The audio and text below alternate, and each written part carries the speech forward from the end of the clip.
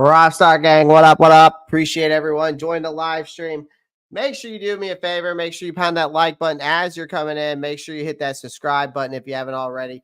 Make sure you click that post notifications bell so you don't miss out on new content. And of course, as always, make sure you like and subscribe. This is the two things I only ask, and that's it. All right. That's all I ask you to do. All right. Hit that thumbs up button and hit that subscribe button. So today, I'm going to be gifting some memberships today. So make sure you like and subscribe. I'm going to be gifting some memberships today.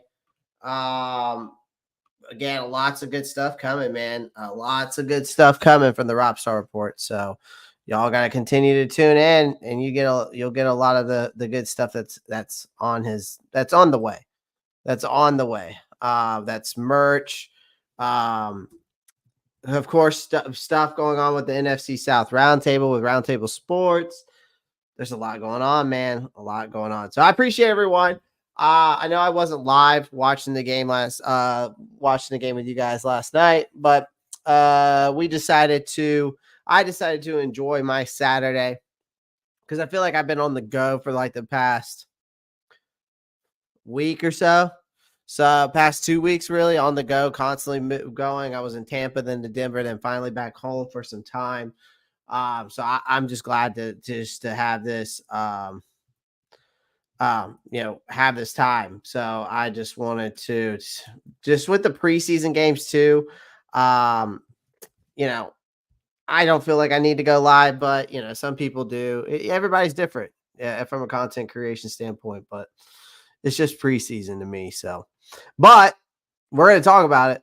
I'm going to give you my recap. I did watch the game, cooked out some hibachi on the grill last night on the Blackstone, had a buddy over by, and we just sat there. Who's a Jets fan, by the way, sat there, watched the game. And so I'm going to give you my thoughts on it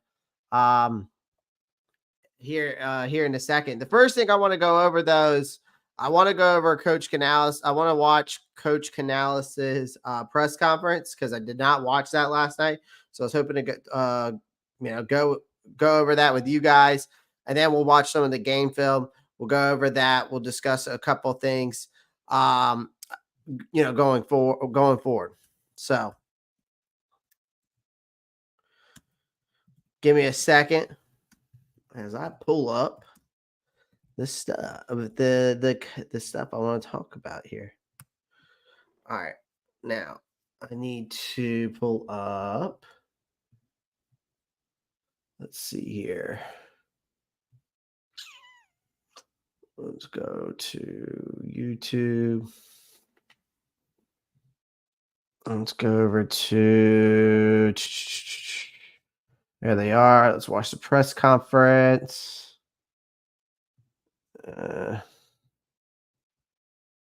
Speaks after the Jets. Yes, this is what I want.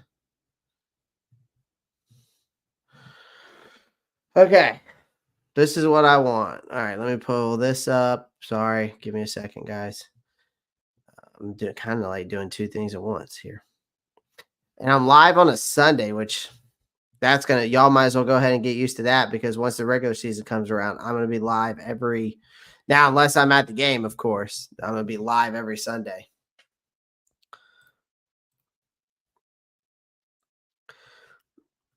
$17 people watching, 17 people watch on X, 10 people watching on YouTube. Do me a favor. Make sure you pound that like button, hit that subscribe button. I would greatly appreciate it. We're trying to get a live goal today, 100 likes or more. Appreciate it. 100 likes or more. All right, let's get right into this. All right, this is all the way up. That's all the way up. Just the finish of it, just felt good. Running the ball the way we want to. That tough style, pushing the pile. Dylan did a great job for us, just finishing off the game right there. Jake organizing us with about 20 some odd seconds right there to get one more playoff. I know everyone's kind of hoping at that, especially the Jets hoping, hey, we're going to take it in, but couldn't help it. Too good of an opportunity to finish. So I'm really proud of the way the guys did.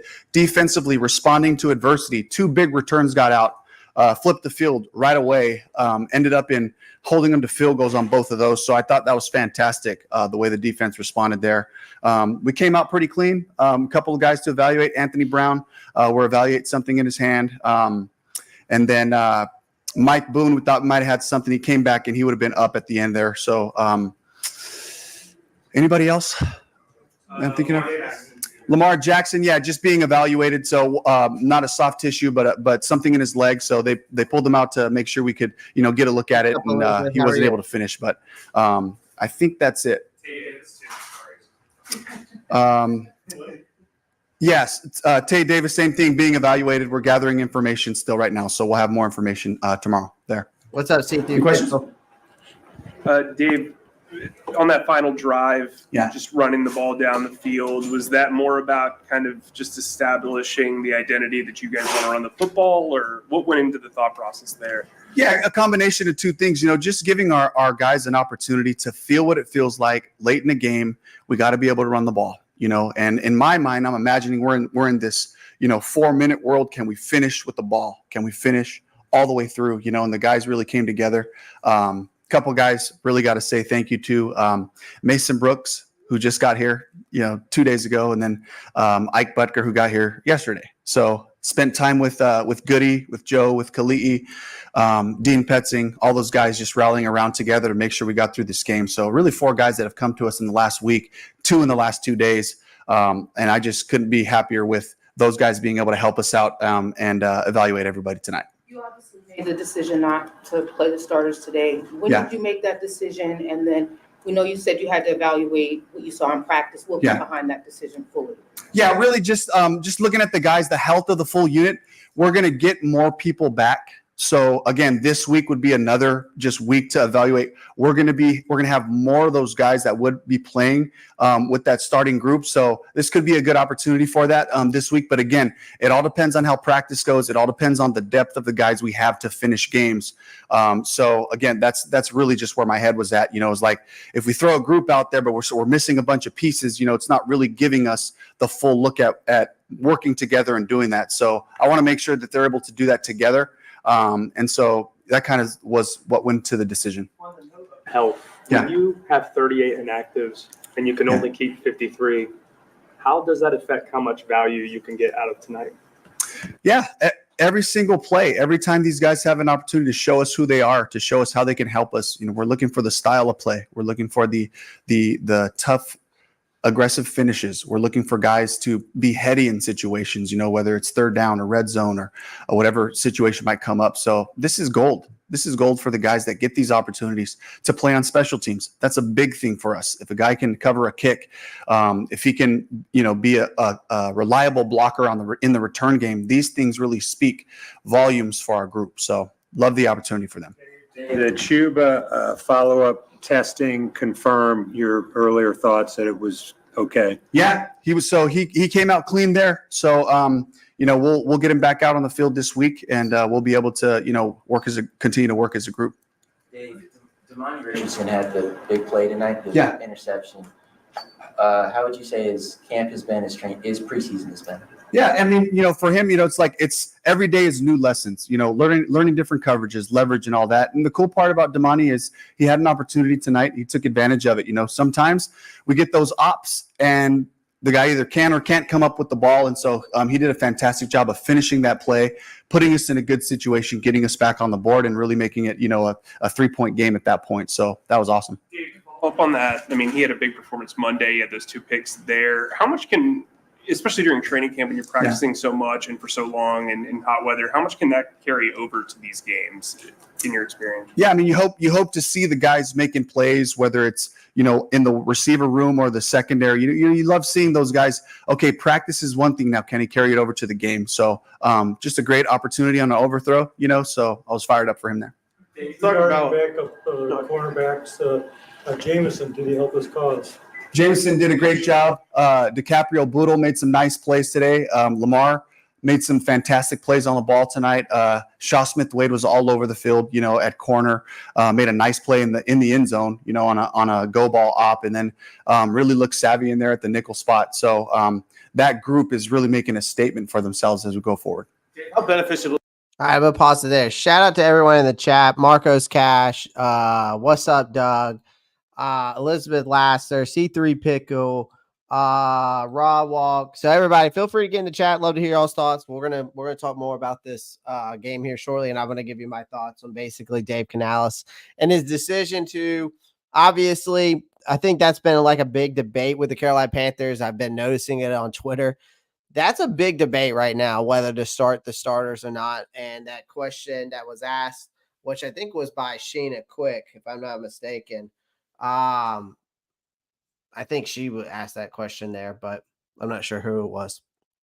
I didn't hear, but I know it was a woman. So, but yeah, we're gonna talk about that question and that debate. I see both sides of it, but we're going to talk more. Is it going to be for you as a play caller to have your full group out there to have 5 reps? Go ahead and give me your thoughts about. Yeah, I mean, we'd love to, but we've had a ton of reps and a lot of practice time, and it really is just about getting our full group healthy so we can function together, whether that's in practice or the game. How much do you hold back from your preseason game plan when you're doing your play calling? It's our run game. It's the core of what we do. We have some this and that's off of those things, but the run game and then the keepers, the boots, that's like really the heart and soul of it. So, it'll look like that. We'll be able to take those high percentage completions, and it really helps the run game when you're able to hit those boots and all that. So the part that we just need to see more of, with our group that's out there is just third down, just making sure that our protections are right, making sure we're throwing and catching. There were some tight plays we didn't make today, some good opportunities down the field. Would have loved to see us come up with a couple of those. So that's the part where we got to continue to grow. Where do you stand? We'll do a couple more corners with Van Al. Yeah. You going with this group in the opener or adding another piece? We'll see. So these guys have really, to answer that the right way, we have to respect these guys' opportunity. And we call them out there they're out there the whole entire game. Some great film to evaluate. And we start with us, start evaluating and competing in our rooms. And then we'll see what happens after that. Amir was still in pretty late tonight. What was the idea? What were you looking to see from him over the full 4 quarters almost? Yeah, just trying to give him opportunities to show what he can do, as a receiver, certainly as a returner. He's been reliable. He's been doing the things we've asked of him. Got a couple of short pass opportunities. Would love for the ball to get pushed down there to him down the field at some point to see what he can do there. But I'm really pleased with Amir and what he's done so far in camp. So just trying to increase the amount of opportunities. It'd be okay if Bryce doesn't play next week and just doesn't play throughout the whole. We'll evaluate this week and I'll let you guys know at the end. All right, thank you very much, Coach. You go ahead. Cass. J.B. Robinson led all tacklers tonight. What has he done to kind of set himself apart at that safety? Yeah, good, tough football, versatility, playing nickel, playing safety. He's on all the teams. So plays with great energy, a beautiful play in the post right there. It was a bang, bang play. The official saw it as a pass interference. We all knew it was a really good play, and it was marginal. It was quick, but for him to be able to continue to make those plays, finishing off tackles on runs, you just see him flying around all over the field. That's the style of football that we want to play on defense. All right, thank you very much. Thank you.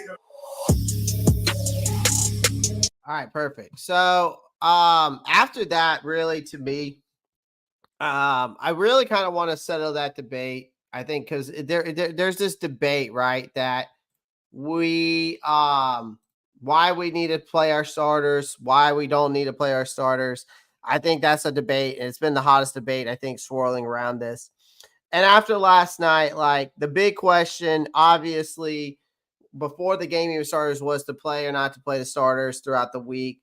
And they benched over 30 players during the first preseason game. They did the same thing again. Now the question is, was that the right call? I don't think Bryce himself isn't sure if he'll take any snaps in the next preseason game. And I'm sure the whole thing feels like a giant guessing game for all of us, right? I think we all understand that, the reason behind all these things is that the vanilla preseason dilemma, I think that's where it comes down to, is that Bryce mentioned he thinks joint practices, we heard him this past week that it offers more than what the preseason games does, which they usually are pretty vanilla. We all know that. And he's got a point there in that sort of standpoint. And in joint practices, you get those extended one-on-one reps and you can work on things you might not show in a preseason game. And here's the issue. It's a controlled environment where you can experiment more. And honestly, that's probably more valuable for a young quarterback like Bryce, who's still learning a new system. Bryce isn't the only one, though, who sees the value in joint practices. JC Horn came out, said the same thing. He feels like that was more, he actually prefers them over preseason games because in a joint practice, you're going up against guys that you don't know as well. So there's no cheating, no shortcuts. So he was saying that he loves getting those reps in that control setting where he can really focus on his technique. And let's be real, it's always fun to mix it up with players that you're not used to seeing every day. Canales is kind of going with this whole thing of the balance act, in my opinion. It's a bit of a pickle, though, here, because there's a fine line between giving your starters some game-like reps and then keeping them healthy for week one, right? I think the Panthers already have a few guys on that injury list, right? We already know that. Dane Jackson, Xavier Worthy. That kind of complicates those decisions when you see this happening. So do you risk more injuries by playing your starters, or the question is, do you keep them safe on the sideline and let the backups battle it out? This isn't just a Panther issue, though, guys. Like, this is a league-wide trend. Teams across the whole NFL are sitting their starters during preseason games. The Dolphins sat out 40 players last week, and other teams like the Lions, Ravens, Falcons also followed suit. It seems like the days of starters playing in a full quarter in the preseason are long gone. Robert Saleh, who's a close friend of Canales, made an interesting point, too, this past week, that in the past, basically 4 preseason games, there was a clear progression of how much your starters would play, right? Now, it's all about the reps, the quality reps that they can just check off these boxes, right? And Saleh approaches to look at the overall body of work during training camp and decide if his guys are really need those extra reps. So I think that to settle this debate, and I think I can settle it based off what I'm saying. So it's tough to say, though, because on one hand, I will say, Bryce Young and the other starters, some game action could help build chemistry and work out those kinks. But then on the other hand, your risking of injury is real. And we've already seen some few key players go down, right? Guys I just mentioned earlier. So it's a classic case. If you're damned if you do, and you're damned if you don't, right? I think we'll see how this plays out. I think one thing's for sure. This debate isn't going to go anywhere time soon until probably at the end of preseason. Honestly, now that Bryce hasn't played the past 2 and the starters haven't played the past 2 preseason games, I think we see them play a quarter or 2 in the next preseason game. I do. But the problem is preseason, though, to me, guys, is the problem is that preseason's just become a joke, though, now, in my opinion. Right? I feel like the preseason has become a joke. I don't know about you guys, but I think it has been. And unfortunately, that's the thing. Like, Carolina Panthers last night, they finally managed to find the end zone. And no offense, in this game, it was a bit of a snooze fest for me. It was a touchdown that came with all the excitement, right? Like finding a $5 bill in the dryer, right? Imagine sticking around for nearly 3 hours in a game that was so uneventful that the highlight was a touchdown scored on the very last play, right? Running back Dylan Johnson, he shook off a tackler, trudged, ran 2 yards and then fell into the end zone. That was probably more exhausting than anything else. And the Panthers, they didn't even bother with the extra point. Why? Because in the grand scheme of things, this touchdown was about as significant as a winning participation trophy. Like, even though Johnson's heroics, guys, the game was a masterpiece of monotony. 7 field goals. Yes, there were 7 field goals in this game. You can count them like watching paint dry. Meanwhile, a whopping 38 Panthers were nowhere to be found because the coaching staff decided to give them the night off. All the starters are benched again.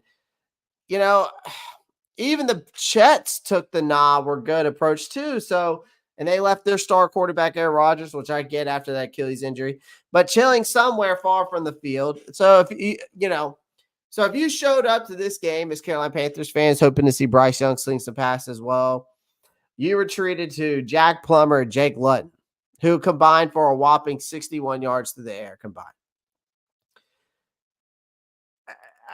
The preseason is just a laughing stock at this point, guys. It really is. I'm not trying to I'm not saying bashing the Panthers. I'm not bashing the Jets. I'm bashing preseason football. Because us fans and some of those fans who stuck around, really finally got their moment of joy with that touchdown by Dylan Johnson. But let's put this in perspective. This was a team, right, that hadn't sniffed the end zone since Christmas Eve of 2023. The Carolina Panthers. This team hasn't sniffed the end zone since Christmas Eve of 2023. So even a last-second low-stakes touchdown probably felt like to some like a winning lottery ticket. Now, Dylan Johnson had a hell of a game. He had 18 carries, 83 yards, and a touchdown. Actually outgained the Panthers' entire passing attack. Even had that touchdown. Had a touchdown celebration all planned out. Something about spinning the ball, pretending to warm himself by a campfire. I mean, instead, he just laid on his back in the end zone, gasping for air, right? So, he just ran the ball 7 times in a row. And yes, the Panthers seem to determine, obviously, to run that clock out rather than, try to win. But there does bring this large point. And here's what I'm getting at with all of this. The NFL preseason is a complete, utter joke. And I mean that wholeheartedly. It's broken beyond repair. It's broken beyond repair because once upon a time, there was teams that played 6 preseason games. And then it got cut to 4. Now it's down to 3. And at this rate, there won't be any. So, to me, that honestly sounds like a win for everyone involved. Just throw a couple of scrimmages, call it a day. I mean, the preseason has just become nothing more than a glorified training session with fans paying premium prices to watch these players who might not even make the roster. Right? Bryce Young, for instance, was out there, didn't play a single snap. There's a good chance he won't throw a single pass this entire preseason. And if 71,205 fans allegedly paid to see this game, they got fleeced. The real action happened during Thursday's joint practice between the Panthers and the Jets. Let's be honest. That was free, by the way. And it featured Young and Rodgers going head-to-head with their respective number 1 offenses.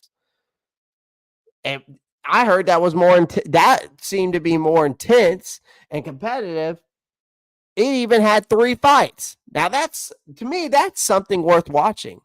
But this game, it was like watching a return of a bad sitcom, guys. I'm sorry. Preseason is just boring.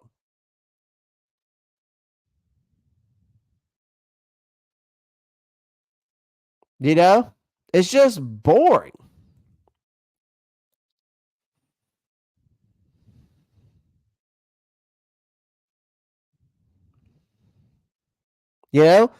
So even the Carolina Ascents, the new women's soccer team in town, played a sold-out crowd nearby and gave their fans a much better show. I guarantee you.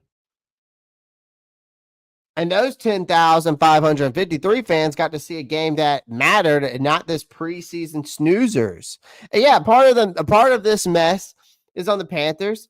Now, if you were the Kansas City Chiefs fan and you got to see Patrick Mahomes do Patrick Mahomes things like attempting the back behind pass to Travis Kelce, I don't know if y'all saw that or not. Meanwhile, the Panthers got treated to a third and fourth strings for the second week in a row. And guess what? It'll probably be the same story next week, too. I could see it being that way. I don't think so. I could see it, though. I could see it being that way next week.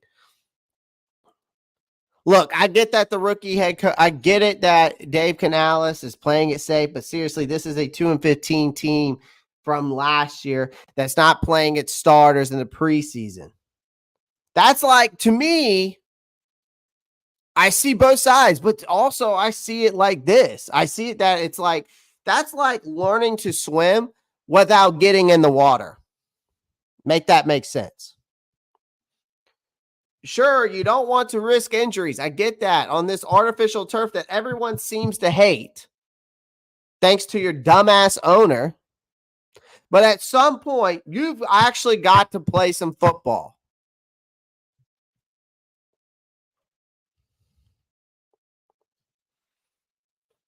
But hey, Canales is that enthusiastic guy who looks like he snorted an 8-ball, comes up to the podium and goes, "Evening." Sometimes I just want a coach to come up there and be optimistic, but there's times where I want a coach to come up there and just be like, we sucked. We were ass. This is terrible. He's boom, bounce, into these post-game press conferences like, that was fun, huh? No, it wasn't fun. So, to be honest with you, Dave, I hate to break it to you, but no, it really wasn't. Luckily, there was only one more preseason game to endure next Saturday against the Buffalo Bills. But before the real deal starts, if you're looking for a silver lining, take a heart in what I saw during the joint practice on Thursday. Saturday's game, though, let's just pretend it never happened. Last night's game was just boring. Sorry. I was bored.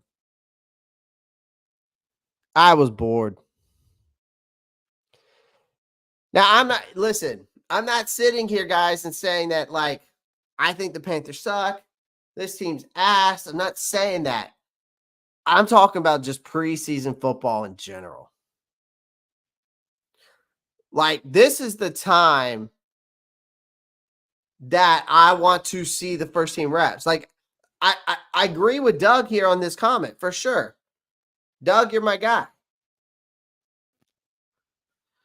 Like, I get it. Shows a lot of promise, but a lot of our backups aren't good. Yeah. Like, it's just boring. Like, but it doesn't matter what I think because Canales doesn't care what I think, right? He decided to give the starters another night off. That's what he did. Right? Now, it's understandable that some Panthers fans are getting a bit twitchy like myself, though. But not a single significant starter has played a down. And he took it to the mic, like we just watched. He took it to the mic to explain why he decided to let the big names keep their helmets nice and shiny on the sideline. But again, let's be real. It doesn't make for great TV. In fact, it's another reminder that preseasons are just teetering on the brink of extinction. And if any fan base should understand the importance of keeping quarterbacks safe during the preseason, I would say for us, yes. It's definitely us Panthers fans, for sure. But August injuries can derail an entire season. It has happened. So, like it or not, I mean, Canales is playing the long game here. He knows it's better to keep Bryce Young and the rest of the stars wrapped in bubble wrap, but I could disagree with him, and I can make a case, and I think I just did. I just think it's ridiculous. I think it's ridiculous. I want to see what this first team does because we don't know, right? Like, I mean, I got to see, I will say, there's guys out there last night, and we're going to talk about some of these players that I thought were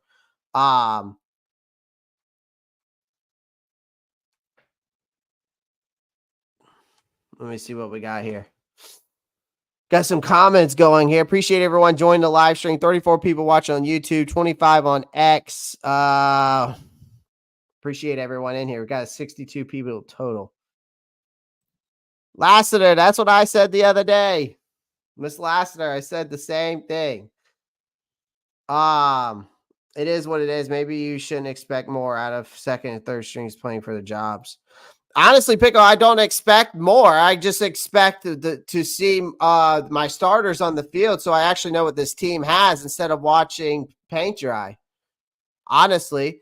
But it also just, I mean, it does tell me at least what depth we have on this roster. I mean, that's just my opinion. Y'all don't have to agree. It's just boring football. Preseason football is it's turned into a laughing stock. Let's be honest here. It really has. It only tells us what we have on the back end of our backups. But I never expected more. You see, you're putting words in my mouth. I never expected more. I knew what I was getting. But some fans don't because they don't know ball. That's the difference. But I think that our first team should be taking reps right now. We got a whole bunch of new faces. We got a whole new coaching staff. We got a whole new offensive line, new wide receivers. I mean, at least for a drive or two, give me something so I know what I'm looking at. Because we all know that this fan base wants to see Bryce Young and what this first team's got.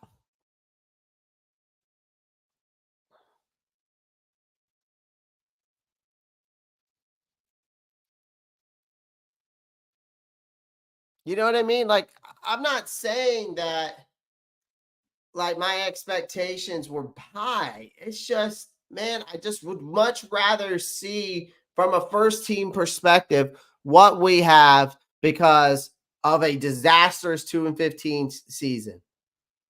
Because last year, that last preseason, we actually saw what this team was actually going to be in the preseason because we saw Bryce Young go out there. So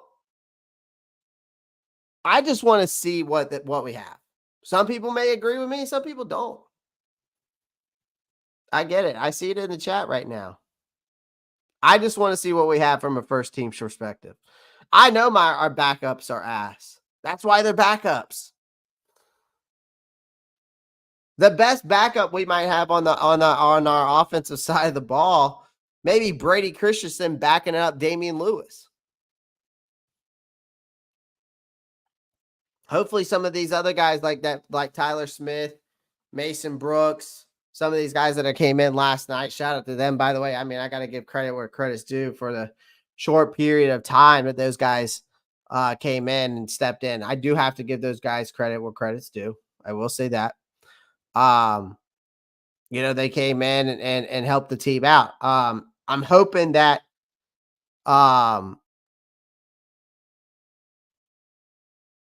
yeah, I mean, Doug, that's exactly right. Like, that's why I'm saying, like, it might be better off that these teams play a couple scrimmages with these joint practices than playing these preseason games. You're still going to have injuries. That's part of the game. I get all that. But you're still going to have injuries. Whether it's turf or whether it's regular grass, you're still going to have injuries.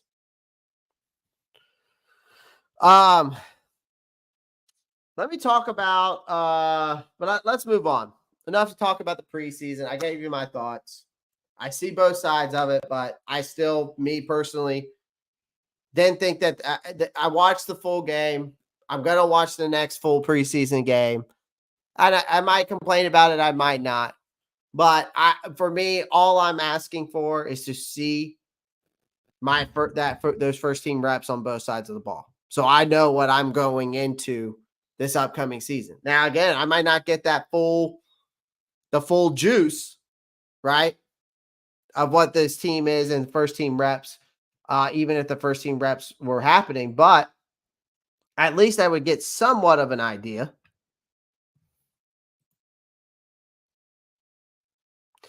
Yeah. No, Pickle, they're definitely I'm gonna open up the stream. You know what? I'm gonna open up the stream. It seems like we got some people in here who want to talk. So hey, why not? It's a Sunday. It's God's day.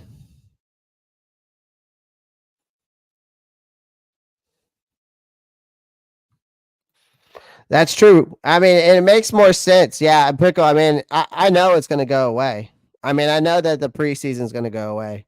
I listen, I see both sides of it. I just think for me personally, I want to see the first team reps just because we saw a lot of those first team reps last season, and it really gave us a good idea of what we were going to in the season. We should have paid attention to those preseason games last year and said this team isn't ready to win any games.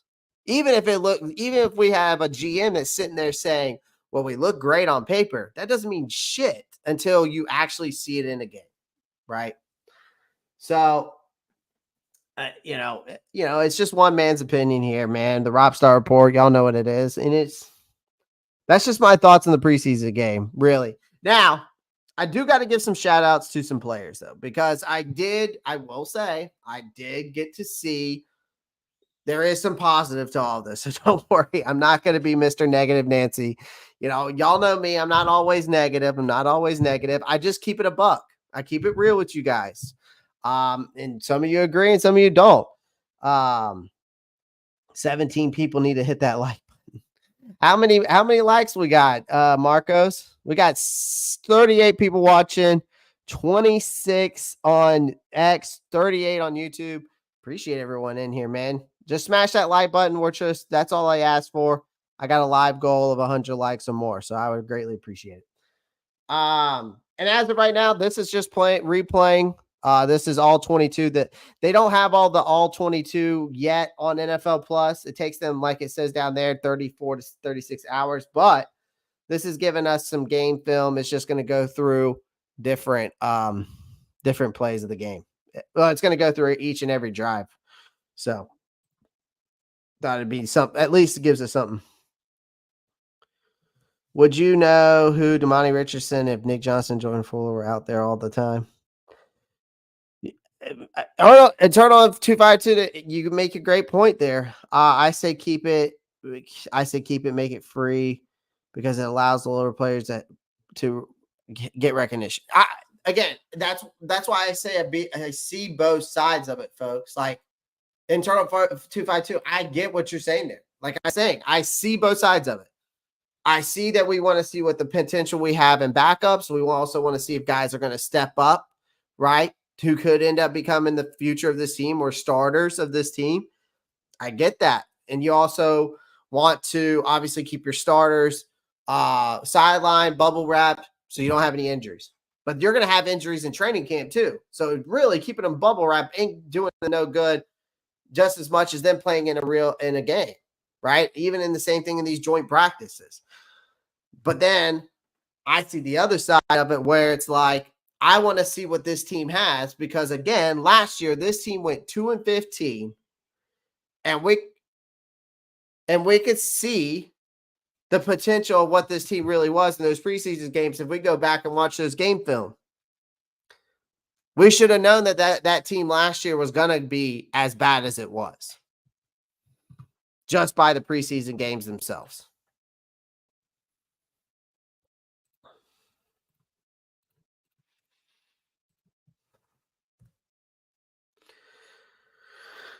That should be it, Doug, right there.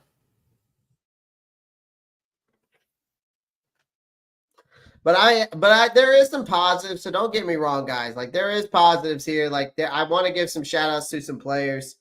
And I'm not going to harp too much more on the preseason game. Or on the preseason debate. But I do want to give some shout outs. So let me get through some shout outs real quick. Terrace Marshall Jr., by the way, he's got to be sitting pretty, right? Like, he made a couple of grabs last night. He nearly snagged a 3rd and 1 in the end zone despite double coverage. And after that, he was out the game. And then it left the door wide open for David Moore Smith, obviously to duke it out for what could be the final roster spot for the receivers. So the fact that they are still grinding deep into that game suggests that Team J spot is just as secure, probably as your grandma savings bonds. So Team J's probably secured his spot on this team. Another one was, let's talk about Trevin Wallace last night. I will say, let's talk about him. If I haven't heard of Trevin Wallace before we drafted him, I wouldn't know who he was, right? But obviously, I've actually did a draft report on him before we even drafted him. So he was a guy I was keeping an eye on. But this guy is also a guy I've been keeping an eye on for a couple weeks, just because of us, drafting third in the 3rd round. And he's proven to be the real deal. I will give Trevor Wallace what credit's due, man. I mean, Wallace was over there on the field showing off his instincts, making open field tackles.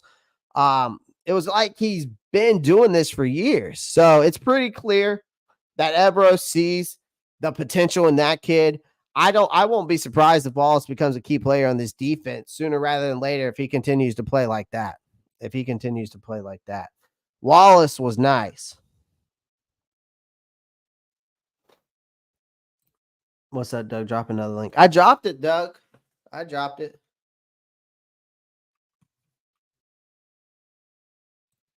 Wallace is nasty. Listen, Wallace played well last night. Let me see if I can pull up that clip of Trevor Wallace. I have it here somewhere. I want to pull it up here real quick.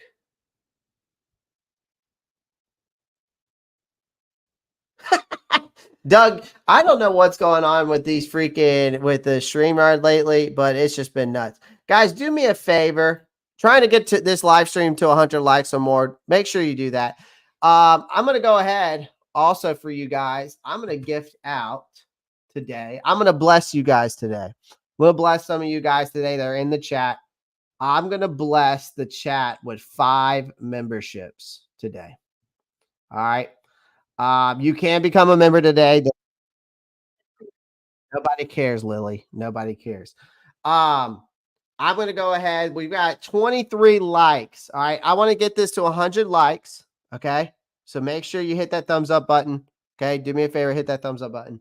And then also I'm going to gift some of you guys who are subscribing and stuff like that. I'm going to give some people in here today. I'm going to bless some of you guys. I'm going to do a membership gift. All right. Luckily, you get a month access perks. So, yep. So you have 10 memberships left to give. Wow. I've got 10 memberships today. 10 memberships. I'm going to gift them now. I got 5 there. Let's see who becomes a member. Broski Bear got a membership. KJ Longley got a membership. Earl Locklear got a membership. Kendall Sherrill got a membership, and Carolina Panther Poltz got a membership. Let's bless some more people today with another 5 more gifted memberships. Let's gift them now. There we go. 5 more. Let's see who they are.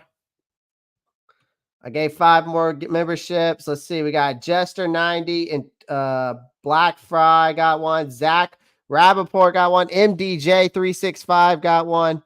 And Tix got one. So everybody got some memberships today. I wanted to bless some people in my chat. I gave away 10 gifted memberships. So shout out to all you guys in here. Jack Anderson had a PFF of 90.3. Really? So that's interesting. I wonder what the gradings were for some of the other cats in here.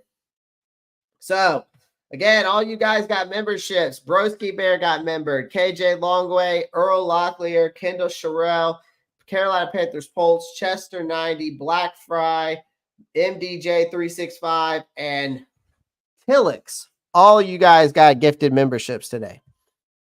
So I gave 10 away today. I wanted to bless some people on this Sunday. So I appreciate everyone in here. Appreciate everyone in here. So make sure you pound that like button. We're trying to get this live stream to 100 likes. I just gifted 10 memberships away. So gonna be working on some gonna be doing some mini helmet giveaway signings. I'm also working on some more designs like this.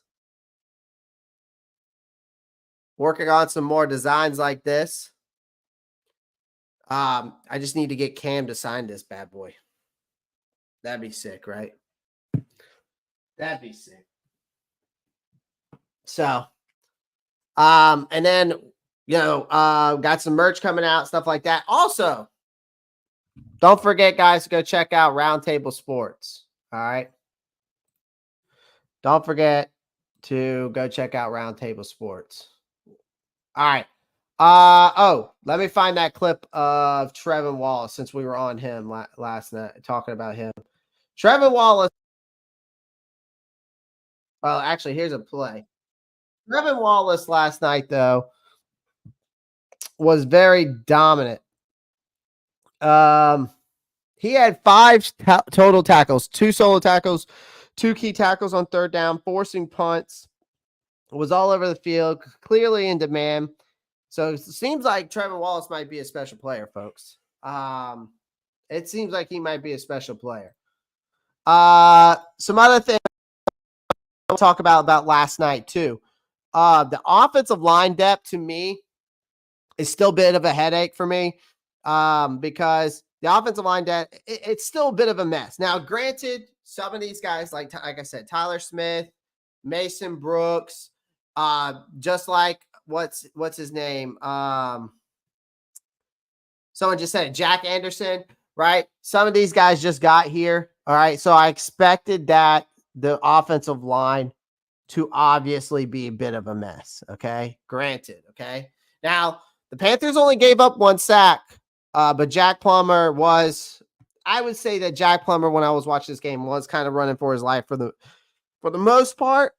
But the pass protection wasn't a complete disaster. Let's just say there was a few shades away from a hot mess, but there's too much inconsistency. There's too much sloppy technique. The tackles were getting pushed around. Some of them were getting pushed around like they were grocery carts. I know some of the guys, again, like I said, I know some of these guys just got off the bus. Okay. All right. The second, third string offensive line is about as solid, though, as a sandcastle in high tide. All right. Some of them. Okay. Some of the guys. So we still got a lot of competition there. It's definitely an area that does need some serious attention as we head into the season. Okay. But again, Canales is sticking to his guns with the whole first team starters thing. We'll see if we see them next game. I think we will. I think that they're going to do kind of what happened last year, or not last year, but I think they'll definitely. I think that they'll put Bryce out there next game. I don't know for how long, but yeah, Shockwave. We'll talk about that. Yeah, we definitely need corner help. I still would like to maybe go get a center out there. I'd still like to go get a center to either back up. But yeah, I agree. Shockwave. I mean, defensive end is another one. Pass rush is a huge one. Also, again, I got to give a shout out to Dylan Johnson. Dylan Johnson was pretty much the entire offense in this game. He racked up 83 rush yards. He counted for half of this offense output. I mean, let's not forget that 2-yard touchdown, of course, as the time expired again. But his first trip to the end zone in the last 4 games. Now, the reality check is that Johnson's chances of making this final roster, to me, it's tough to say, man. because this running back rooms is packed as sardines. Like, I don't know. Mike Boone looked okay. And Mike Boone kind of makes that case that he could make this roster due to the fact that he's got that versatility in the special teams. But I don't know. After a guy like Dylan Johnson, who was averaging, as you can see here, 4.6 yards per carry, 18 carries, 83 yards, a touchdown. I mean, I think he had a strong showing. I hope that I get to see him in the next preseason game, a little bit more of him, because I do like this kid. I scouted him out of Washington. But hey, not everyone in blue and black walked away with the loss. And I would say he's one of the guys that definitely was a winner in this game for Dylan Johnson. But I like what I saw from the kid. But this room is just so deep in that running back room. So it's hard for me to say that Dylan Johnson's going to make this roster just yet. All right. Yes, Marcos, thank you for putting that. Join the Discord, guys. It is for free. It is for free. Also, shout out to betus.com. That is the sponsorship of our live stream. If you click the link tree down in the description of this live stream, make sure you go there, sign up for free today. Your first 3 bets, if you're a betting degenerate like myself, your first 3 bets, they'll match up to 125%. So if you bet $100, they'll match 125. All right. So go check them out. And of course, the Discord. Thank you for dropping that, Marcos. Appreciate that. Okay. Let's continue. But first, I got to give a shout out to Roundtable Sports. Roundtable Sports Network brings you NFL divisional debate coverage on a weekly basis from your favorite content creators across YouTube, featuring the AFC East Roundtable live Monday and Wednesday evenings, the AFC South Roundtable live Tuesdays at 7 p.m. EST, the NFC South Roundtable live Tuesdays at 7 p.m. EST, the NFC West Roundtable live Tuesdays at 9 p.m. EST, the AFC West Roundtable live Tuesdays at 9 p.m. EST, the NFC North Roundtable live Wednesdays at 6 p.m. EST, the AFC North Roundtable live Wednesdays at 6 p.m. EST, the NFC East Roundtable live Thursdays at 6 p.m. EST. Roundtable Sports, real coverage from real fans.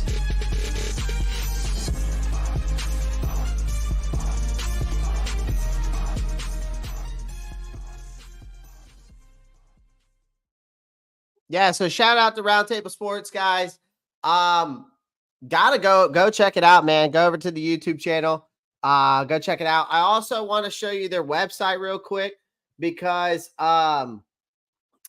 they do have a great website that has we have some actual merch. We actually have some merch for the Carolina Panthers in there that they have made for us. So we could go in there. Let me go see if I can find it. Well, here's the Roundtable Sports. I'm going to put that link in here. Hey, Doug, I'll try to put another link in there. You can try again here in a second. I don't know what's going on with everything going on. So I just dropped the link to Roundtable Sports, and then I'm going to drop the link to NFC South Roundtable. We're trying to get to over 1,000 subscribers on the NFC South Roundtable. We're trying to compete with the other roundtables that have more than we do already, because we're kind of like the last one that they brought in, which kind of makes sense because we are the shittiest. We are the shittiest team, or the shittiest league, I guess, or the division in the NFL. So here, NFC South Roundtable, they do have some merch. You got a Carolina Panthers, make the Carolina Panthers great again. I mean, it's kind of great because, I mean, obviously we're in the presidential. I could care less about the presidential debate. So if you could care less, let's maybe buy a Carolina Panthers great again hat. And then, of course, we've got the Queen City. We got the Queen City trucker hat. Queen City football trucker hat. There's a couple colors there. Looks like they got a white one. They got the black. blue writing. So couple good stuff there. Couple of good stuff there. Couple good stuff. Got a lot of sponsorships coming too, guys. So be on the lookout for those too, because it's going to benefit you guys with all the promo codes I'm going to be getting. All right, let's get back into this. NFC South needs help. That's for sure. That's for sure. So shout out to the NFC South. All right, let's get back to this. All right, some other guys I want to talk about too. All right. Obviously, I gave Terrace Marshall his flowers. Another guy. Let's talk about Jadavion Sanders. Guys, I don't know if you saw, but if you blinked, you would have missed it. Jadavion Sanders, they led the Panthers in receiving. And his stats are right down here. 22, 2 receptions, 2 targets, 22 yards. He was the leading receiver in this game for the Carolina Panthers. Jokes aside, though, rookie tight end showed some serious promise. He used his he had great hands, absorbed a good hit from the Jets corner. He's developing in the right spot, man. I think Jadavion Sanders is developing in the right spot. He's got that dog in him. His performance on Saturday does add some encouraging signs to his growth. Again, TJ Smith was also making a name for himself this preseason. He recorded one of the Panthers' 2 sacks in the opener. He followed up with the team's only sack in this game. Consistency is key. TJ Smith is showing he can bring that heat when called for. And the defensive line was one of my question marks. Not as high as the other positions that I've mentioned, but defensive line was a question mark for me.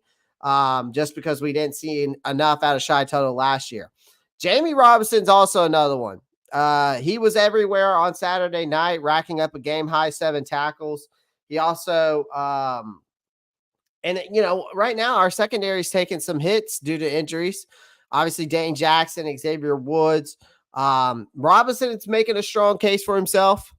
His high-energy play could earn him a prominent role as this team looks to shore up its defensive depth. Damani Richardson. Let's talk about him. Talk about another guy, Damani Richardson last night, folks. A guy that really has been his name's been thrown around a little bit. He was the 2024 UFL MVP, if I'm not mistaken. Or was that? No, that was Adrian Martinez. I always think that Damani Richardson came from the UFL, but I don't think he did. But Damani Richardson continues to help this Panthers defensive momentum. He had a crucial takeaway. He snatched an overthrow by Adrian Martinez. Y'all know which throw I'm talking about. If you watch the game, he returned it for about 30 yards, I think it was.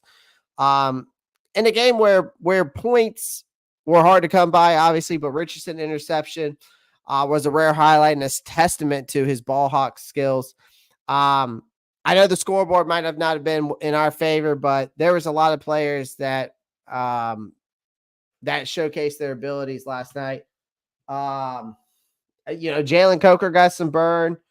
I wish I would have saw more out of Mingo and Amir Smith-Marset. Let's see who else. Damani Richardson, there you go. I liked what I saw out of Deshaun Jameson and Lamar Jackson. I did like what I saw out of them. Calden, Churlis, Charles Smith-Wade were making some plays. There were some guys that were making some plays, man, and I didn't give a shout out to two, but a lot of good plays. Let's talk about the kicking competition, by the way. Can we please bring back Harrison Mavis? Because Eddie Piñeiro's leg is not doing it for me, guys, especially on kickoffs. He's not doing it for me. Can we please bring him back? Can we please bring Harrison Mavis back? Because I think we can make a case that Eddie Piñeiro's leg isn't doing it for us, especially in kickoffs. Especially in kickoffs.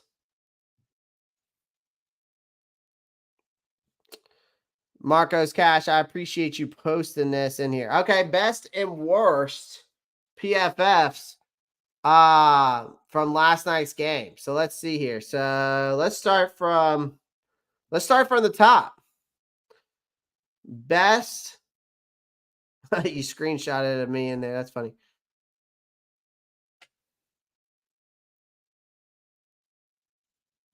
Let's see what we got.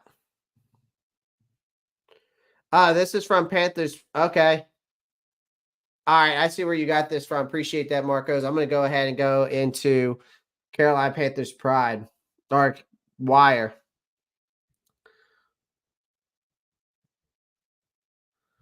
I wonder if actually I think I wonder if Sports Illustrated had it up too.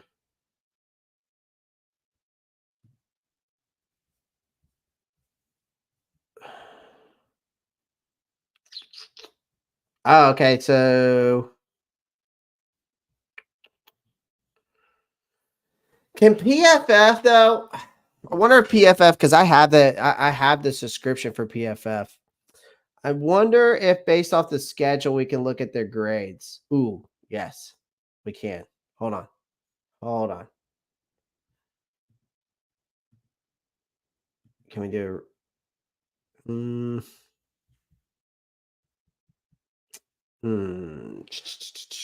I can't. I can't do it. I just can't do it. These are all fantasy things. Okay, never mind. All right, we'll go back to the other one because I want to bring up the PFF grades from last night's game because I kind of want to just see what they were. All right, so here's the best of the offensive grades from last night from PFF. Right guard, Jack Anderson got a 90. Dylan Johnson got a 77.3. Wow, they gave Felipe Franks a 72. Mingo, 71. Andrew Rum got a nice little 68.7. Not bad for Andrew Rum. I'm surprised that Rum got it that high. Wow. Worst of the offense was Jacob Hollister, Michael Strachan. Yeah, because he had that push off. Ricky Lee, okay. Tyler Smith, but he just got off the bus, if I'm not mistaken. He didn't get in till like 3:30 in the morning. I think he was the guy that didn't get there till like 3:30 in the morning, like yesterday, you know. Jordan Matthews, 4.25. All right, best. Michael Barrett, 81.6. Good for him. Claude Churlis, 80.4. Damani Rich, 73.6. Walter Palmer, okay. I like it. Richardson and Smith were a dynamic duo, okay. All right, well, all right. So Palmer and TJ Smith were a dynamic duo, but it looks like Richardson and TJ Smith were making the dynamic plays based off of what Panthers Wire are saying, which they were, but I'm just saying that's what they're saying. Okay. Not bad gradings there. So worst of the defense, Junior Aho, 49.6. Chandler Wooten, 45.5. Alumu Alae, 42.6. Iku Leota and Alex Smith. Wow. I'm surprised that they got but those two, because Alex Cook, or not Alex Smith, I think I said Alex Smith. Alex Cook and Iku Leota had great first preseason games. So I'm surprised by those PFF grades for them. I'm surprised by those PFF grades. You say, but you sent me those from the best to worst. Okay, so I went through the same ones you saw. So perfect. Thank you for sending that, Marcos. Appreciate that. Let's talk about Stephon Gilmore because I know that has been a topic of discussion for the Carolina Panthers. Him as a player has been a topic of discussion. Let's see here. Where's he at? Let me share this real quick with you guys. I'm going to share my screen. I'm going to give you my thoughts on this. So, if you don't know, now you know. Free agent Stephon Gilmore signed a 10-year, $10 million deal for 1 year with the Minnesota Vikings. I don't know what made Stephon Gilmore feel that way. Or why he chose to go to the Vikings with everything going on there. We know that Carolina needs help in the secondary. Okay, we just got out. I guess you could say outbid or you can say outperform, whatever you want to call it. You got outbid by the Minnesota Vikings, man. for Stephon Gilmore. And Gilmore, who used to patrol our defensive backfield until we let him go, is now off to the frozen tundra of Minnesota. So the Panthers quarterback situation, let's be honest, was already about as shaky as a Jenga tower in a windy storm. I've been telling y'all that I've been pounding the table that the Carolina Panthers need to do something about that. Even when we got Dane Jackson, and a lot of people thought that Dane Jackson has a chance to be better than not Deshaun Jackson. Sorry. Why am I having such a mind blank here? Of the corner we used to have. Oh my God.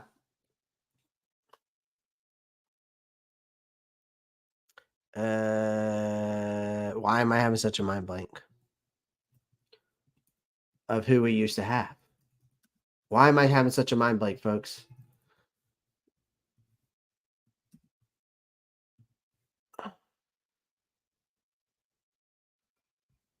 Why am I having such a mind blank? Can someone put it in the comments? Dante Jackson. Thank you. Thank you. Why was I having, dude? I was like, whoa. I literally just like shut down there. Like my brain was just like, nah, bro, you don't even know who that is. Dante Jackson. So yeah, like a lot of people thought that Dane Jackson it could be better than Deshaun Jackson, which I just didn't see that. I couldn't see it because Dane Jackson's always been a third corner at best since when he's been at the Bills, right? And we ranked near bottom of the league, and then our unit takes another hit with Dane Jackson going down, and it's a significant hamstring injury. So the whole translation of that is that he's going to be sidelined for at least 6 weeks, which is it sometimes can feel like an eternity in NFL time. So I mean, naturally, Carolina was on the hunt for reinforcements. Stephon Gilmore wants the cream of the cornerbacks, and the defensive player of the year back in 2019, 5-time Pro Bowler, right? Sure, he's not the same lockdown defender he was in his prime, but in a secondary that is as thin as Carolina's, he would have still been a great addition. Now, the kicker is that the Vikings, right, swooped in with an offer that Gilmore obviously couldn't refuse, takes that 1-year deal worth up to $10 million. And just like that, we're left in the dust, right? Panther Pickle's in here. What's up, Pickle? How are you? What's up? I'm doing good. How are you, sir? I'm good. Just talking about the Stephon Gilmore situation here. Yeah, I wasn't. I respect him. At one time he was my favorite corner in the league. Oh yeah, sure. I highly respect him. Wanted him to be re-signed here. I thought we should have kind of give him a little extra money the last time he was here.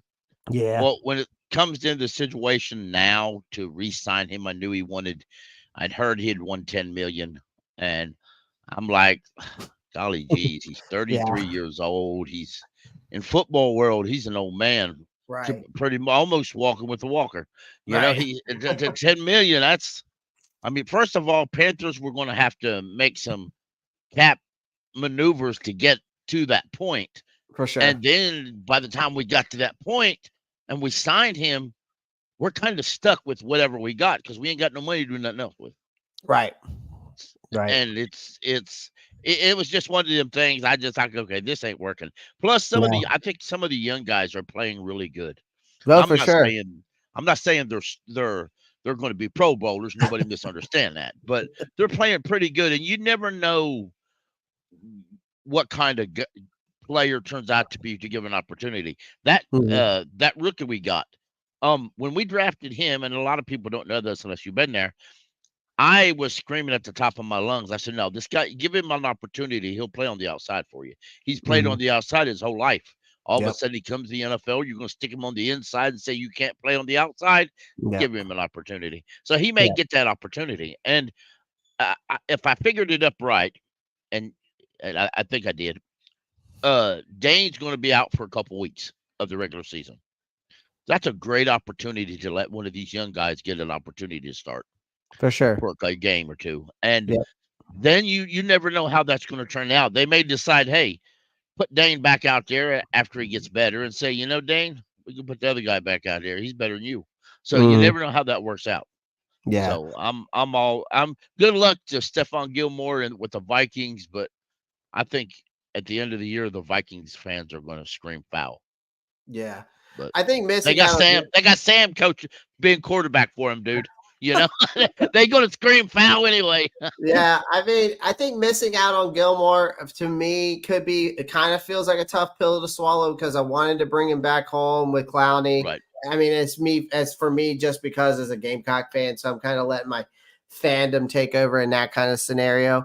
But especially with our quarterback room, I've been pounding the table since the beginning of the season, and even at the end of last season because it's been more like a waiting room. Right. Everyone's out and or banged up. And we have to think about the JC Horn, his injury ever since issues ever since he's gotten drafted. And right now he looks great. He looks like he could be an elite top 5 corner if he stays healthy right now, especially what we're seeing in practices and training camp.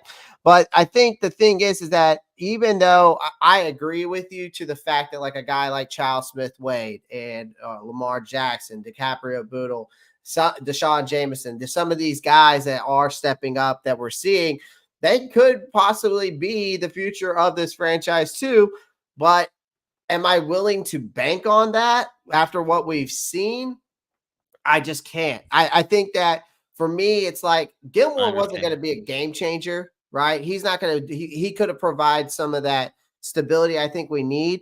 But him going off the table, it does leave us a little bit of who can we go after, right? Who's the best options out there? And there's still guys on the table like JC Jackson, Adoree Jackson, and Akilo. I think it's Akilo Witherspoon. So none of them have the resume of Gilmore, even though Adoree Jackson got drafted like a Stephon Gilmore. But beggars can't be choosers at this point. Yeah, Adoree. Dory's history of injury scares the bejesus out of me, but I'm not paying him. So if they bring him in, they bring him in. I'll cheer for whoever. If I was Dan Morgan, I would wait until after final cuts. You never know. We do got the first waiver claim, and unlike years in the past, and unlike fantasy waivers, you hold on to that first claim. So if you can claim 5 or 6 players, you're still at the first waiver claim. Right. You don't go back at the end in the beginning like you do in fantasy. So you never know who's going to get cut and who they can claim. Right. So, and if you don't get anybody, I think any of them guys are I think any of them are a phone call away. Yeah, I think so too. I think Adoree, we could get him. I would go out of the guys that I've seen off a spot tracker that are best available right now. Adoree's the best one out of all of them. Again, I agree with you the health issues, but if you can get him for the right price, then yes, it makes sense. But I wouldn't just go and say, Adoree, your value is at 13 million, but I'm not going to pay you 13 million. We can give you this. If you could take this, because I mean, right now, no one else is probably throwing them any offers, at least, who knows? But again, I think it's something that we need to look at because again, I think from a depth perspective, I mean, I hate to say this. I mean, I do agree with you that some of the guys have stepped up, but it just feels to me that our depth there is a little bit shallow. Let me ask you a different question. And this is purely, I guess, I don't know. I just say it. It's my understanding. I haven't watched any of their preseason games. It's my understanding that he used to be here. Then he left. I forget his name, but he's playing safety for the Eagles now. Bradbury? Yes. Bradbury's playing a backup safety for the Eagles. Now, if he's cut, because his cap hit for them is pretty significant. Yeah. I don't know. I ain't seen him play, though. I know he had some bad games last year, but Pickle, I'll tell you this. This is what I know about James Bradbury. If he comes, he is going to be no better than So I might even take Lamar Jackson over him. I'm not gonna lie to you. Well, okay. Well, I do like Lamar Jackson though. Right? Yeah. Honestly, at So first I didn't like him at all, yeah. but I mean he's grown on me, I guess. But I mean, the thing is he's got great hip movement off the line. When I watch his game film, he's got great footwork back with the back pedal. I will say, Rock Jones just said, so you have no confidence in Lamar Jackson. Again, it's not that I don't have any I have some confidence, but it's not to the point where I can be like, oh, this guy's the next JC Horn or this guy's the next Stephon Gilmore, for example. Like, I'm not necessarily saying we need that. I just think that we need someone that can benefit JC Horn on the other side. And we haven't really had that. We really haven't had a great dynamic duo back there. And in a passing league in the NFL, it's tough. That's where we don't strive. I'm not too worried about the defensive line. I'm not too worried about the pass rushers as much. This is a passing league, and your corners, I feel like now how the NFL has transitioned, that's really the most important. One of the I might put it number one for me from a defensive standpoint. That's the most important position on the field.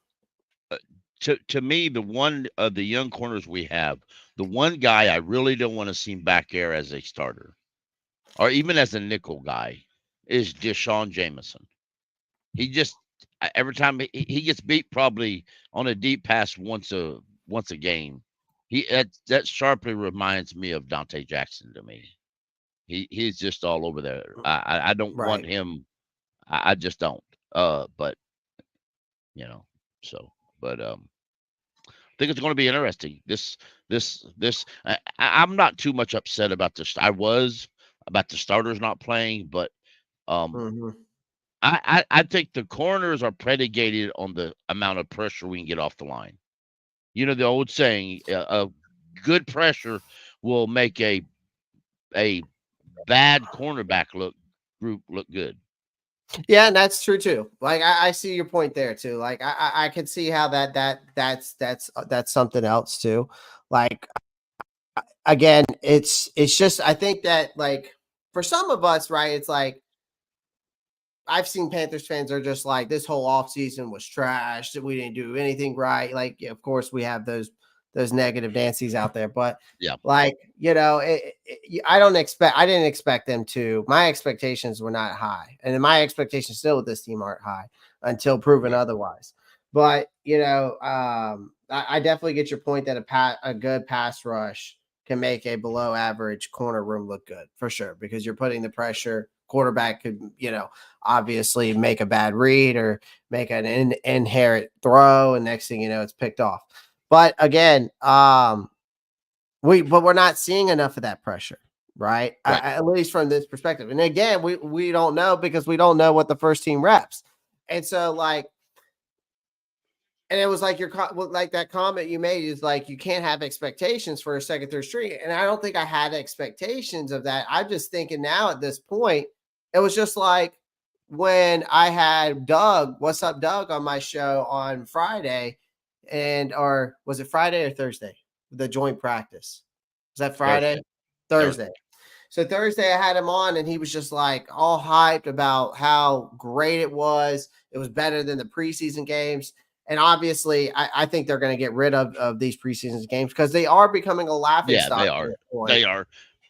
Yeah. If I'm sure you've heard Goodell was talking about moving training camp to starts toward the beginning of July.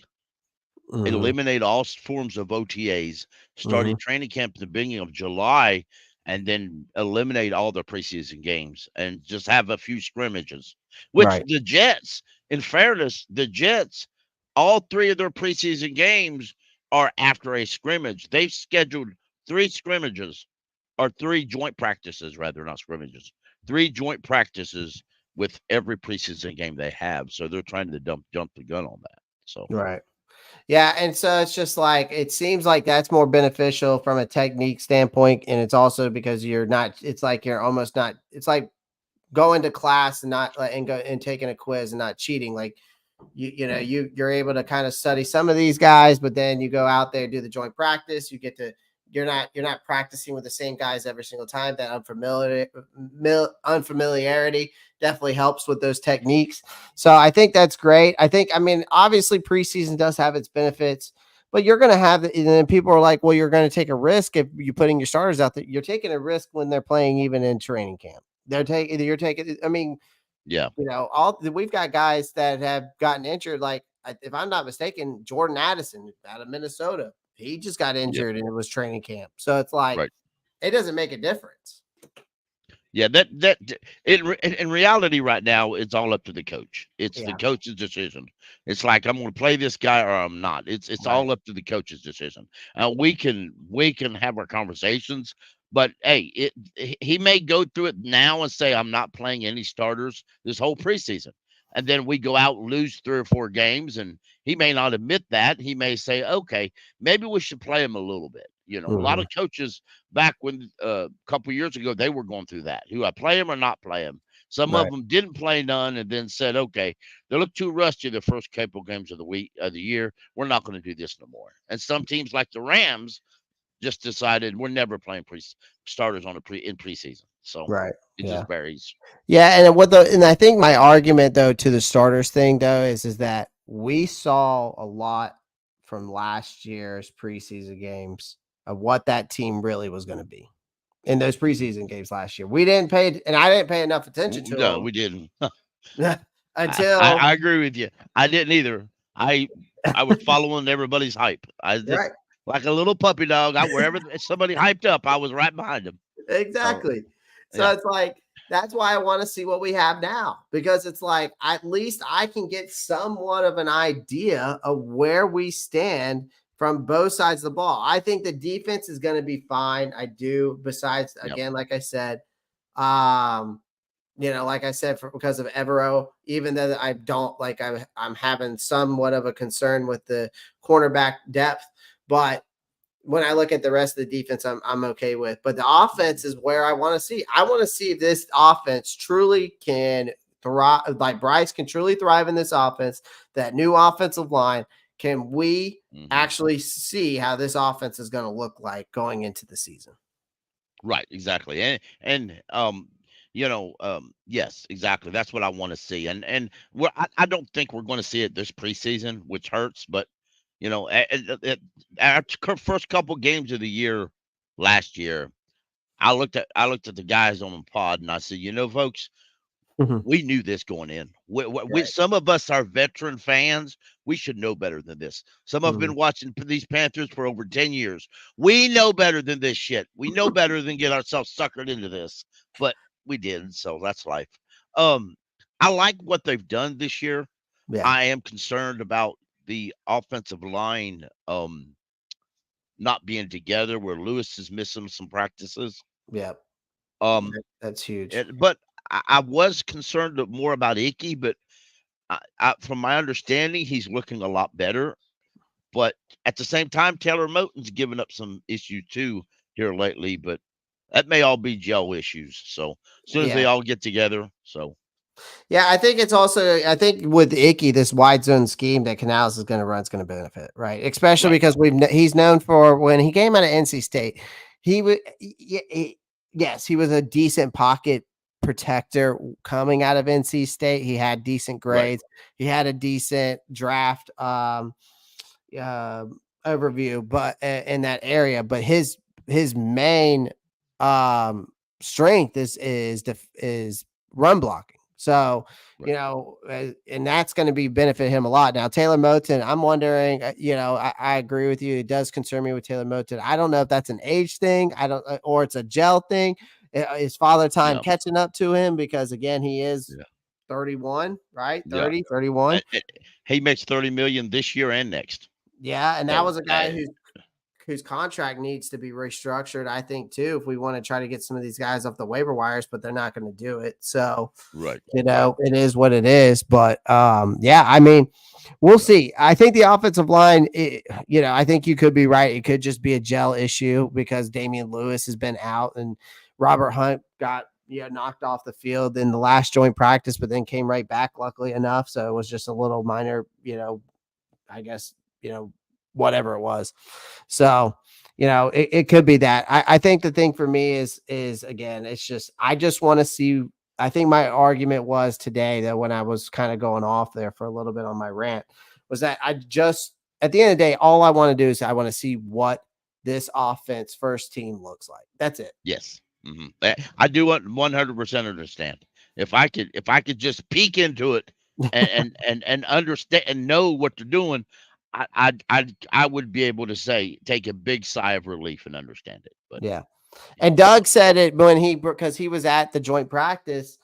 He said it on Thursday. He said that was the best he saw out of Bryce. And that was the best that he saw out of this. Out of the offense and the first team offense against this Jets defense. So for us to do what we did in a joint practice against the first team Jets defense, yes, that juice is there, and I'm gonna drink some of it. But until I see it into it's almost like a glass half full kind of ordeal. Like right. Until I see it on the field, I'm not going to fully drink the juice. Right. Exactly. One good thing though is we were able to find out last night that Chandler Zavala didn't get a major injury. He could have played last night. Him and Brady Christensen just didn't. They were on the sidelines hanging out. Yeah, so that was a good thing. Yeah, and they were showing highlights of before the game started of Brady Christensen at center. So I was like, so are we going to see Brady Christensen at center? I guess we never did.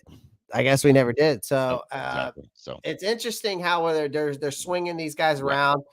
And Nishman's got sounds like his injuries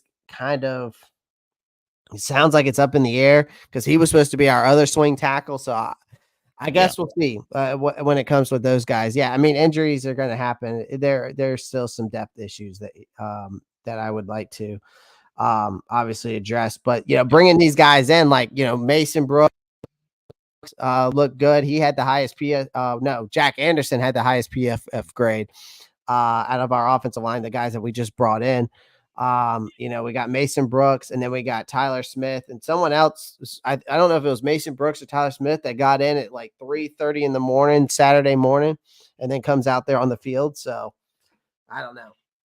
It sounds like there's a lot going on from that offensive line standpoint and from the corner room. So we'll see how it goes from here. Yes, sir. That rookie, that undrafted rookie center we had yesterday, I think he played the entire game at center. He played. There was something about that. That's funny you said that. He played a good amount, but he had a top 5 PFF grade yesterday for our offense. Because in my Discord, Marcos Cash in the chat posted in my community Discord the best and worst PFF grades, and from the offensive standpoint, it was right guard Jack Anderson, Dylan Johnson, tight end Felipe Franks, Jonathan Mingo, and then 5th was Andrew. I don't know if it's Rame or Rom. I'm not sure how to pronounce it. I don't either. I think I call it Rame, but Rame. Okay. But he had a 68.7 overall. And then it said that Jack Anderson in his debut, he racked up 37 total snaps, and he had the highest PFF grade. So he had a high of a 88.5 run blocking grade and a 76 passes blocking grade. And when all 22 comes out, I'm going to watch it. I just want to know who else played. So I want to know who else played what these snaps are, right. Because Jack Anderson can play 5 different positions. Dylan or not Dylan. Anyway, Mason, he can play multiple positions. So it's curious to see where all these guys played at, So yeah, I don't know because they didn't give me the stat counts yet. Again, it takes I guess I saw it takes 24 to 36 hours. Now, what we were just watching, that was just that's basically what the 22 film is, except it's just clips. It's just clips. Yeah. So Yeah. Yeah, but they didn't give me a snap count yet. So Right. And because I'm thinking some of these guys like Jack Anderson, if he's played tackle in the league before. So I thought, well, maybe we keep him if Rhymes or Nugent, the guy we signed from the Packers, if he can't get healthy, we could put him on short-term IR and keep somebody at a tackle position. We got Brady Christensen, but yeah, it's going to be interesting. I think the offensive line, they're not going to make any moves. I think any more moves until at the end of next week's preseason game, because they're going to keep everybody they got, see what they got after that throughout the training camp. Now they might make some moves throughout the week with training camp, which that could still be a case, but I don't see them doing that till at the end. I think they've got the guys in here right now until waiver wires. Again, I don't know if waiver wires has started or it doesn't, or it starts until the. I think waiver wires doesn't start until the end of preseason, if I'm not mistaken, but I could be wrong on that. I could be totally wrong on that. So it's going to be interesting because, again, I think we have a lot of concerns from depth from an offensive line standpoint, the corner room. Other than that, I would maybe even make the case for the tight end room just because Ian Thomas and Tommy Trimble are dealing with some injuries, but really right now, when you look at the free agent market, it's slim pickings at every position. Right. Exactly. And there's going to be a bunch of people cut. And one of the best things is I remember a time when they did the cuts and a few days later, or they did the final preseason game. A few days later, they did the cuts. Then they started practicing for regular season. Now they at least got a week to get everything done in a week. So that's encouraging. So, yeah.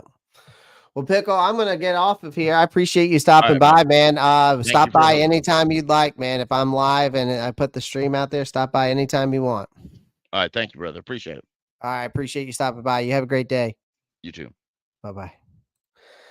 Guys, thank you so much. I appreciate everyone in here today. Panthers Prime Podcast is in here. Appreciate you stopping by, brother.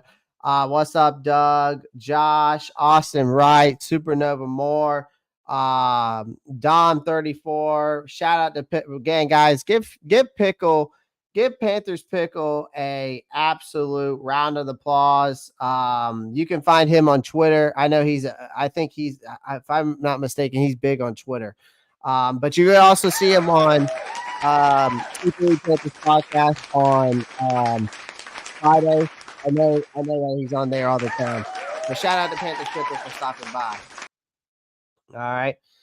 So shout out to him for stopping by. Shout out to everyone else in the chat again. Subi saying, Jadarius, Marcos Cash, Cyburn, Shockwave, Jorge, Real Jalen, Internal 252. Again, don't forget about all you guys that got I gave away 10 memberships today. So shout out to all you guys who got those memberships. Cornbread. Who else is in here? Internal 252, Nervish, Alex Roberts, AJ Marshall, Elizabeth Lassiter, Mortison, Carolina Panthers Pulse. Let's see who else is in here. Well, I want to make sure I get it right. Peter, Lomax, Raw Walk, all you guys. Shout out to all you guys coming in here. Appreciate that. Appreciate everyone in here. So always gonna have to watch the replay. Keep pounding. Yeah, go watch the replay, guys. Definitely go watch the replay. You get to, once 22 comes out with it. So appreciate all you guys. Shout out to all you guys. Appreciate y'all. Make sure we try to get this up to a live goal of 100 likes. I would greatly appreciate that. 100 likes. I would greatly appreciate it. Looks like we're at 39 right now. We're almost to 50. So I would greatly appreciate that. Sportsdom comes in and says, we got a Bills guy. Love it. Sportsdom comes in and says, hello, everyone. Good luck this season from Bills Mafia. Good luck to you guys as well. Have a great week. Be safe, careful, be smart. Think about think before you react unless necessary. Look at Dom dropping some bars in here. Yes, sir. Shout out to you, Clay. Appreciate that, Doug. Appreciate that. Appreciate that. All right, guys. Love you guys. Have a great rest of your Sunday. Have a blessed day, blessed week. Hopefully, y'all have a great Monday starting tomorrow. I will be live tomorrow because guess what? I'm live every single day. So basically, besides, I try to not go live at least one day a week. So shout out to you guys. Appreciate y'all. Love y'all. Again, y'all know what to do. Keep pounding. Peace.